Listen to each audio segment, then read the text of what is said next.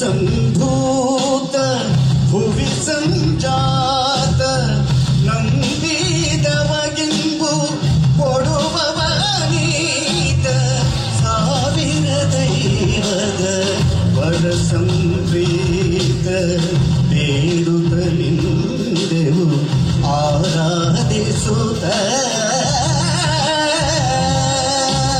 ತಪ್ಪ ಮಗರಿಸ ಮಂಗರಿಸ ಸರಿ ಸರಿ ಹಮ ಪಪ್ಪ ಮಗರಿಸ ಮಂಗರಿಸ ಗರಿಸ ಸರಿ ಸರಿ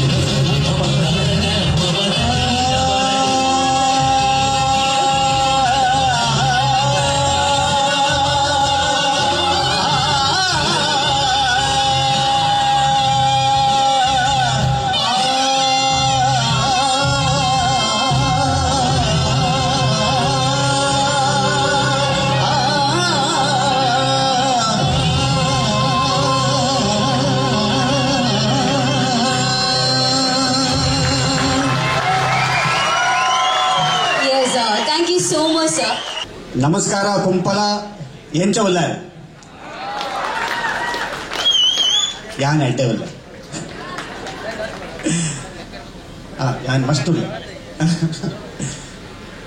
ನಮಸ್ಕಾರ. ತುಂಬ ನನಗೆ ಏನೋ ಗೊತ್ತಿಲ್ಲ, ಮಂಗಳೂರಿಗೆ ಬರೋದು ಅಂತಂತಂದರೆ ಯಾವುದೋ ಒಂದೊಂದು ಕಾರಣ ಸಿಗ್ತಾ ಇರುತ್ತೆ ನನಗೆ ಮಂಗಳೂರಿಗೆ ಬರುವಂಥದ್ದು. ಅದು ಮಂಗಳೂರು ಮತ್ತು ನನಗೆ ದೇವರೇ ಮಾಡಿರುವಂಥ ಬೆಸಿಗೆ ಅಂತಂದರೆ ತಪ್ಪಾಗಲ್ಲ ರೀ. ಅದು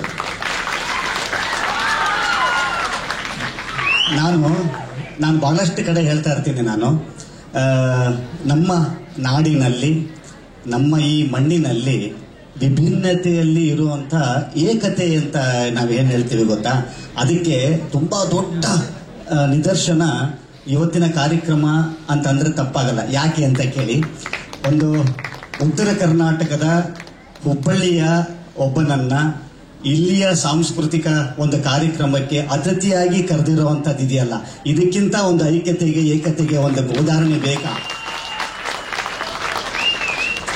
ನನಗೆ ನಾನು ಹುಬ್ಬಳ್ಳಿಯವನು, ಉತ್ತರ ಕರ್ನಾಟಕದ ಹುಬ್ಬಳ್ಳಿಯವನು.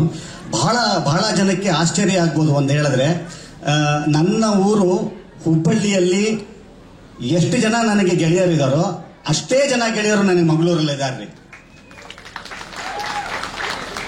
ಮಂಗಳೂರಿನ ಅವಾಗ ಹೇಳ್ತಿದ್ದಂಗೆ ಮಂಗಳೂರಿನ ಗಾಳಿ, ಮಂಗಳೂರಿನ ಸಂಸ್ಕೃತಿ, ಮಂಗಳೂರಿನ ಭಾಷೆ, ಮಂಗಳೂರಿನ ಊಟ, ಎಲ್ಲದಕ್ಕಿಂತ ಹೆಚ್ಚಾಗಿ ಮಂಗಳೂರಿನ ಜನರ ಹೃದಯ ಇದೆಯಲ್ಲ, ಮನಸ್ಸಿದೆಯಲ್ಲ, ಅದರಂಥ ಒಂದು ಸವಿಯಾದಂಥದ್ದು, ಅದರಂಥ ಒಂದು ಸುಮಧುರವಾದಂಥದ್ದು. ಏನು ಬೇಕಾದ್ರೂ ಹೇಳಿದ್ರು ಕೂಡ ಕಮ್ಮಿನೇ. ನನ್ನ ಮತ್ತೆ ಮಂಗಳೂರಿನ ನಂಟಿದೆಯಲ್ಲ, ಇದು ನನ್ನ ವೈಫು ಇಲ್ಲಿ ಬಿಸ್ಲೆ ಹತ್ರ ಕೆಳಗಡೆ. ನನಗೆ ಸುಮಾರು ಜನ ನನ್ನ ವೈಫಿನ ಅಕ್ಕ ಬಂದು ಇಲ್ಲಿ ಸುಳ್ಳಿಯಾಗಿರ್ತಾರೆ. ಸುಮಾರು ಜನ ನನ್ನ ಗೆಳೆಯರು, ನನಗೆ ಬೇಕಾಗಿರುವಂಥವ್ರು, ನನ್ನ ಸಂಬಂಧಿಕರು ಕೂಡ. ಯಾಕಂತಂದ್ರೆ ಇತ್ತೀಚೆಗಷ್ಟೇ ನಿಮ್ಮೆಲ್ಲರಿಗೂ ಗೊತ್ತಿರೋ ಹಾಗೆ ನನ್ನ ತಮ್ಮ ತರುಣ್ ಅವರು ಮಂಗಳೂರಿನ ಅಳಿಯಾಗಿರುವಂಥದ್ದು ನಿಮ್ಮೆಲ್ಲರಿಗೂ ಗೊತ್ತಿರುವಂಥದ್ದೇ.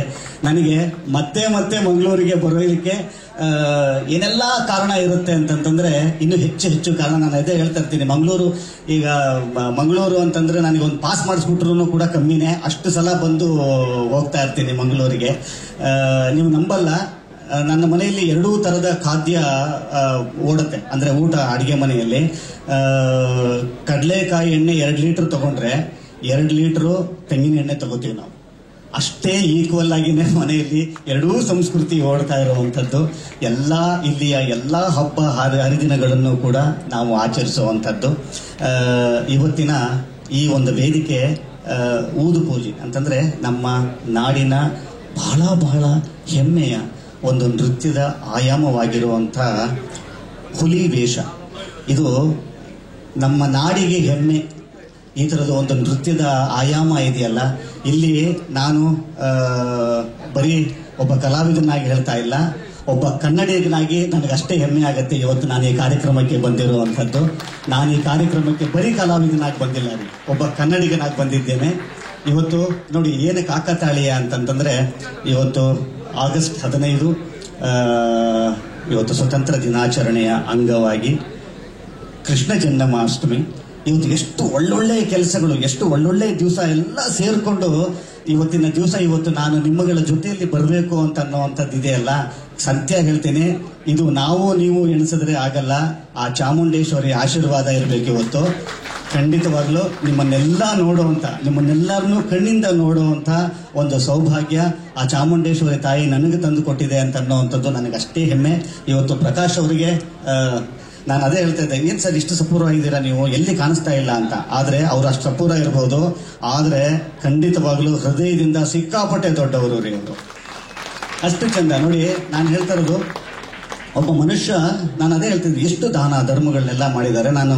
ನಾನು ಅದೇ ನೋಡಿದಾಗ ಹೇಳ್ತಾ ಇದ್ದೆ, ಒಬ್ಬ ಮನುಷ್ಯ ದೊಡ್ಡವನಾಗುವಂಥದ್ದು, ತುಂಬಾ ದೊಡ್ಡ ವ್ಯಕ್ತಿ ಆಗುವಂಥದ್ದು ಏನನ್ನು ಪಡ್ಕೊಂಡೆ ಅಂತಲ್ಲ, ನಾನೇನನ್ನು ಕೊಟ್ಟೆ ಅಂತ ಅನ್ನೋವಂಥದ್ದು. ಇವತ್ತು ಪ್ರಕಾಶ್ ಅವರು ಅಷ್ಟು ಸಮಾಜಮುಖಿಯಾದಂಥ ಕೆಲಸಗಳಿಗೆ ತಮ್ಮನ್ನ ತಾವು ಅರ್ಪಣೆ ಮಾಡ್ಕೊಂಡಿರೋವಂಥದ್ದು ಇದೆಯಲ್ಲ. ಇವತ್ತು ನಾವು ಎಷ್ಟೋ ಜನ ಕಲಾವಿದರುಗಳು ಈ ವೇದಿಕೆ ಮೇಲೆ ಬಂದು ನಿಮ್ಮನ್ನೆಲ್ಲರನ್ನೂ ನೋಡುವಂಥ ಅವಕಾಶವನ್ನ, ಅನುಗ್ರಹವನ್ನ ಇವತ್ತು ಆಕ್ಚುಲಿ ಈ ಚಾಮುಂಡೇಶ್ವರಿಯ ಮಡಿಲಿನಲ್ಲಿ ಇವತ್ತು ಇದು ಕಾರ್ಯಕ್ರಮ ಆಗ್ತಾ ಇದೆ ಅಂತಂದ್ರೆ ಅಷ್ಟಕ್ಕಷ್ಟು ಕ್ರೆಡಿಟ್ಸು ಪ್ರಕಾಶ್ ಅವರಿಗೆ ಸೇರಬೇಕು. ಒಂದು ದೊಡ್ಡ ಚಪ್ಪಾಳೆ ಅವರಿಗೆ. ಯಾಕಂತಂದ್ರೆ ನಾನು ಅವ್ರನ್ನ ಜಾಸ್ತಿ ಸುದ್ದಿ ಚಾನಲ್, ಕ್ಷಣ ಕ್ಷಣದ ಸುದ್ದಿಗಾಗಿ. ವಾವ್ ವಾವ್ ವಾವ್, ಎಂತ ವೆರೈಟಿ, ಎಷ್ಟು ಬ್ಯೂಟಿಫುಲ್ ಆಗಿದೆ ಡಿಸೈನ್ಸ್. ಸದಾ ಸಂತೋಷಕ್ಕಾಗಿ ಬನ್ನಿ ಉಳಿಯಕ್ಕೆ.